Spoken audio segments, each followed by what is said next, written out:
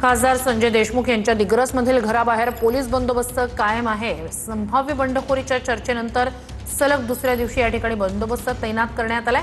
नेहमी कार्यकर्त्यांनी गजबजलेल्या देशमुख यांच्या निवासस्थानी शुकशुकाट पाहायला मिळतोय।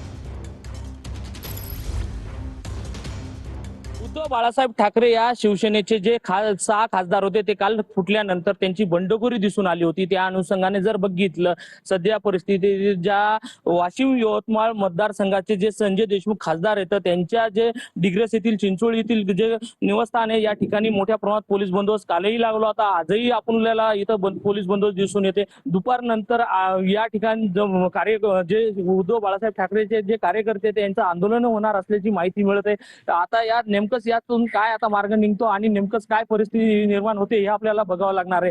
कॅमेरामन सचिन राणेसह विठ्ठल देशमुख, TV9 मराठी, यवतमाळ।